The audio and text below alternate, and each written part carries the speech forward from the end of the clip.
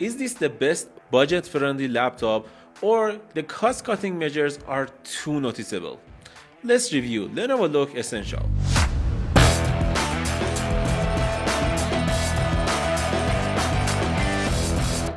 In this video, we are taking a deep dive into the Lenovo LOQ Essential, a laptop that promises budget-friendly gaming, but does it deliver, or are we just getting what we pay for? A spoiler alert, it's a bit of a latter. Let's get into it. First, let's talk about body and chassis design. Honestly, I was pretty disappointed. The plastic feels cheap, and there is noticeable flex in the chassis. This doesn't inspire confidence in its long-term durability. It feels like Lenovo cut corners here, and it's definitely noticeable. Like in the keyboard. When you are using this keyboard, the keyboard feels too cheap, and I don't like the keyboard here, but at least it has good lighting. It doesn't have RGB, but it has a good lighting. The trackpad is just not good. This is a small trackpad and it's made out of plastic. I don't like the trackpad here, and everything about this section of laptop is just not good. The hinge is too loose, there is too much bubble to the laptop, and I don't like it. There is just too much cost cuttings, and this is not good for the LOQ brand. About the ports too, we have two USB Type A ports. There are USB 3, thanks God, but the only USB Type-C ports doesn't feel good because most accessories these days are using USB Type-C, and with one USB Type-C, I can't say you're gonna be happy with this laptop. There is also an SD card slot, which is good, but the speeds are limited at 30 megabytes per second, which is a little too low, which is okay for this kind of laptop. We have RJ45 at 1 gigabit per second, which is good, and also there is a port for charging the laptop at 130 watts. Overall, I can say I wasn't happy with this laptop in this section, and I can give it a 5 out of 10 score. The 15.6-inch FHD 144Hz display is okay.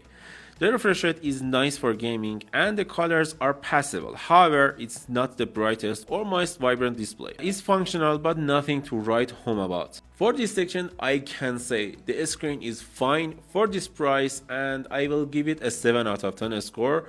But you should know that the color accuracy wasn't that great. Okay, let's talk about performance. And this is where things really start to fall apart. The combination of Intel's Core i5-12450HX processor and Nvidia RTX 2050 sounds good on paper, but the reality is disappointing. The single fan cooling system is just unacceptable for this hardware. The laptop throttles under load, leading to significant performance drops. Games that should run smoothly struggle, and even basic tasks can cause the laptop to heat up excessively. The reduced wattage on the GPU is also a major limiting factor. In short, the LOQ Essential underperforms in almost every scenario. Okay, let's talk about benchmarks. We tested Cinebench R23 in this laptop, and as we tested, we got almost 8,000 scores in this test, which is not good for this laptop, because with the regular LOQ we got more than 12,000 scores in this test on multi-core, which is good, but it means this laptop shouldn't exist. We also tested Cinebench 2024 and we got almost 450 scores, which is okay, but it is not enough. I mean, with the same price, you can get Lenovo LOQ with much better performance, up to 40% better performance, and it just means this laptop shouldn't exist. We also tested Geekbench in this laptop and we got 8,000 scores, which is okay, kinda. And also we tested Time Spy to see how well it can perform in 3D applications and games.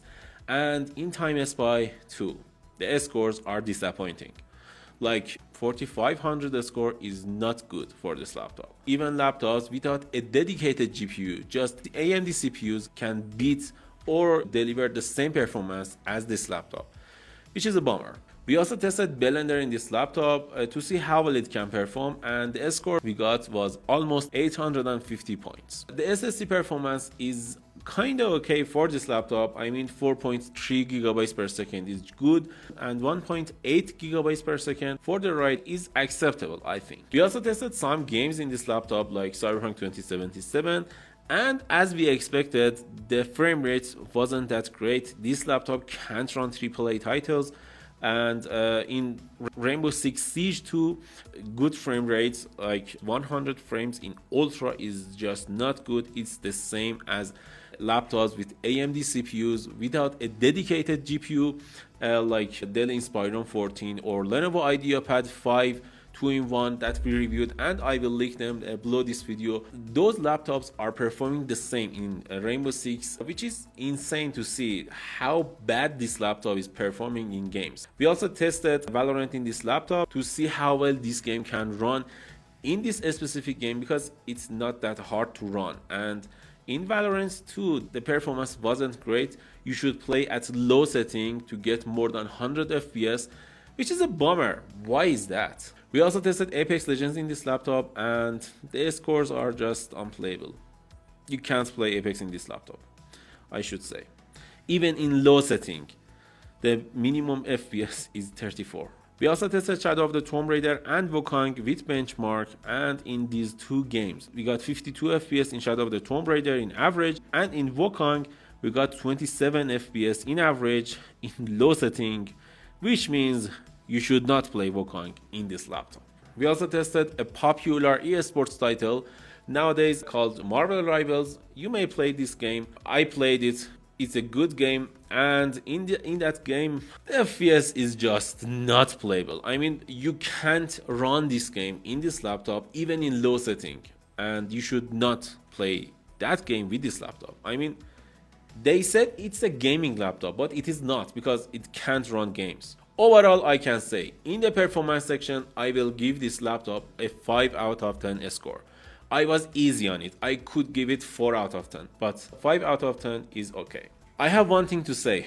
Unfortunately, this laptop may replace the regular Lenovo LOQ in the budget configurations. Like, they may replace this laptop with RTX 2050 and 3050 models of regular Lenovo LOQ.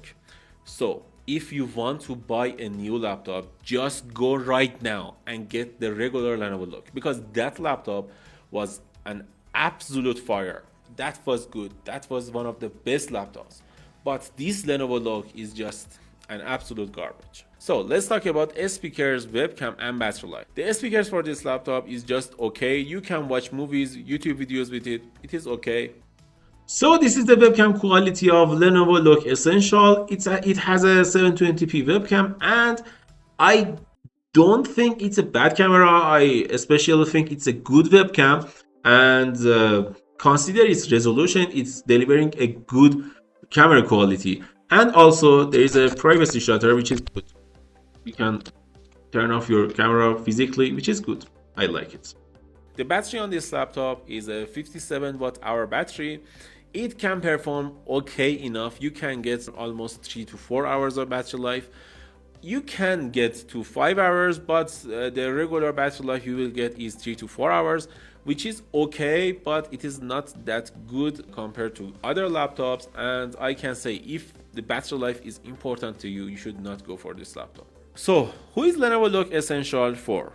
Honestly, I'm struggling to find an answer. The poor build quality, unacceptable cooling, and underwhelming performance make it a hard sell. Even at this budget price, there are simply better options available in this price range. The lack of MUX switch on some models and the limited memory upgrades just add to the list of issues.